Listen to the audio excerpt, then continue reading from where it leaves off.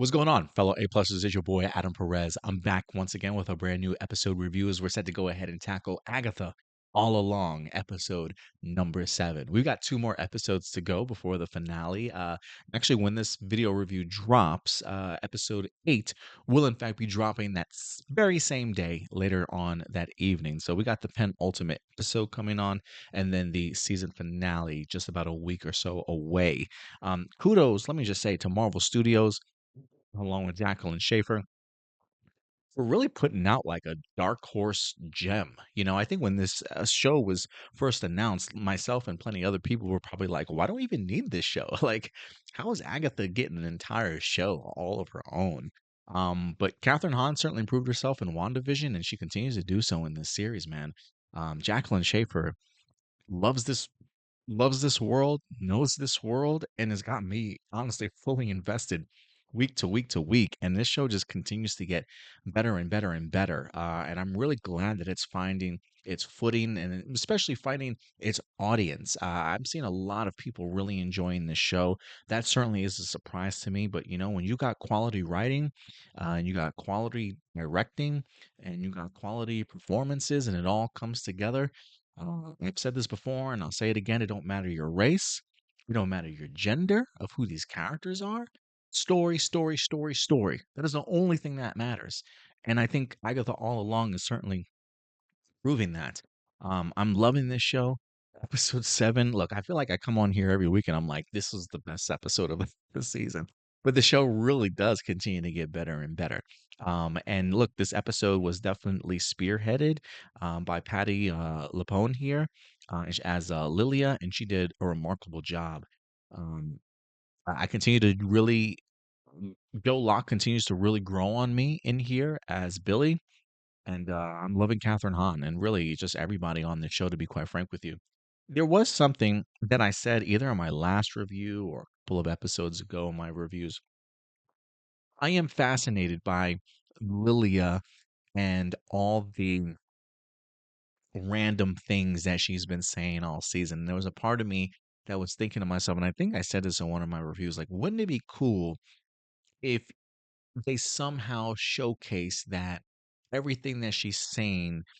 I think to me, I thought initially that, maybe it was like all the words that she's saying, if you line them up, maybe they say something sort of like as a sentence.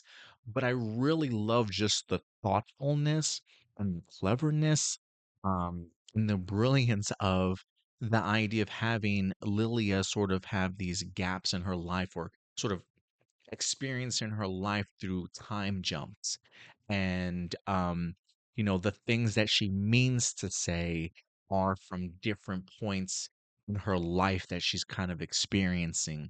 And so to be able to see in this episode how all those pieces all the way from episode 1 to current kind of all fit together. I just thought that was just so smart and so brilliant, such incredible writing to kind of come up with that idea that really Lilia has not lived her life in a straight fashion. The fact that she literally is jumping to and from all throughout her life, whether that be her, at a younger point in her life or a futuristic point in her life, to kind of see all the things that she's been saying actually be meaningful and not just sort of random outbursts. I love that Jacqueline Schaefer did not let anything sort of slip through the cracks in here, that everything is intentional. And to kind of see all the pieces come together in here for Lilia, what I thought was just literally a chef's kiss in regards to perfection, and along with Patty's incredible performance in here.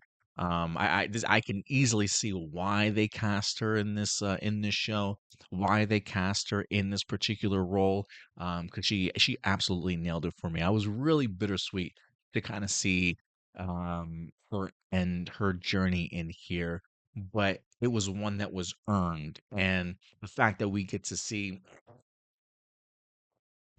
Lilia after all these years complete her life and go out sort of understanding everything finally and not really having any questions or resentments or looking back on her past or anything like that. And so I'm really glad to see how Lilia's story kind of came together, even though unfortunately she didn't make it at the end of this episode. But yeah, shout out to Pattie Laponin here for just doing an incredible and a remarkable job for this week's episode. And look, I said this before, and I'll say it again. If Marvel ever does plan on doing a Scarlet Witch movie, I've been hearing rumors about it. I don't know how accurate it is, but if a Scarlet Witch movie at some point in time is in the works, I'm gonna need Jacqueline Schaefer to have some sort of part in it, whether she directs it, whether she writes it, whether she's a creative consultant. Like not even as a creative consultant, to be honest with you, she needs to write or direct the film because she has a true understanding of these characters, the pieces, how they flow, how they come together.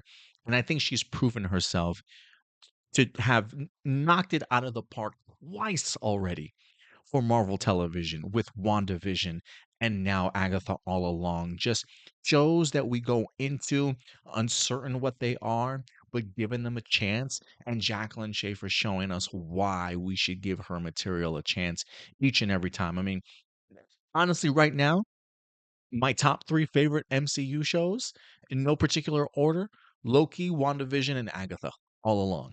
And the fact that Declan Schaefer made both of those, give her more work, man. Don't let this don't let this woman go. I hope they certainly find more for her. But let's go ahead and talk about this episode a little bit. We may not go into too great a depth in here, but we did get a reveal finally as to who Aubrey Plaza is.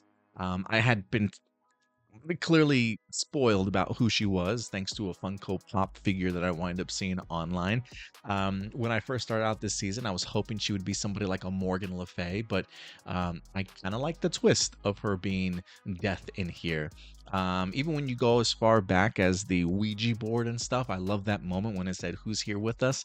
and it said Death, and she wind up laughing. In that moment, it did make me wonder, like, is she the one that's moving the piece around, at least for that particular question? um but I love the fact that at the end of the day, death comes for us all, and the reveal of who Rio in here I thought was brilliant, just menacing. I mean, the way that they highlighted it with the top part of Aubrey's face, but then creates the smile, sort of like with the skeleton or like with all the teeth sort of thing. Just absolutely incredible to kind of see. I probably will use that image on our thumbnail in some capacity. It was really brilliant, but I thought that was a really cool reveal in here also. I do love the trial in this episode. The idea of this really being Lilia's trial, but also the choice of fairy tale like costumes, if you will. I just thought it was fascinating. Lilia being the princess. We had the Wicked Witch in here. Teenager wind up playing Maleficent, if I'm not mistaken. I would assume Jen was like the evil witch from Cinderella with the hood and the long hair and the warts and stuff before she winds up like showcasing who she kind of is, right? The person I think, doesn't she give like Snow White the apple? Is that who Jen was playing in here? Clarify for me if I'm wrong or not. But very fairy tale esque, sort of like the idea of being trapped in a tower, sort of mentality. It definitely went sort of the fairy tale route, if you will. So that was fun. I thought the trial in here was pretty fun. Even more fascinating to see Lilia think that she had to do the reading for Billy in here. Only to come to find out that really the reading was going to be for her. And I kind of also enjoyed the cards that she wind up turning over, really being represented by all the other witches that were sort of in her coven. It was a really nice sort of a full circle moment for her, and really giving us some explanation a little bit more into her, explaining why she gave Billy the sigil. The idea that she was able to kind of see the future and the path of what was going to happen, not only to William, but what William would eventually become with Billy Maximoff, and wanting to try and protect him and sort of keep him secret, if you will. So I thought that was really cool to kind of see how both of those stories kind of came together and she actually sort of remembered him. But look, we're down to three now. We are down to three. We got Jen, which I haven't really cared for Jen so much as a character this season, but I actually kind of enjoyed the idea of her embracing Lily a little bit, right? Like not just thinking that she's cuckoo and wispy. What is it? Am I cuckoo or am I wispy? Or whatever she whatever she was saying. But the fact that she was actually listening. And I think Jacqueline Shea, if I'm not mistaken, I think directed this episode too. And just a brilliant choice in here to just kind of have all these jumps in time for a character like Lilia and really kind of putting this all together. I mean, just brilliant work. This episode was just absolutely brilliant work in here. We did get some moments between Teen along with Agatha in here, asking her a couple of questions. Agatha being the one to kind of not answer anything and still leave question marks. Like for a second there, when he asks, "Is the Scarlet Witch dead?" I, for me, when she said yes, I was like, "Oh, really?" And then she's like, "No," and I'm like, "Yay!" Like she really had me going, like just all my emotions all over the place because I really want to see Elizabeth Olsen return as Scarlet Witch at some particular point in time.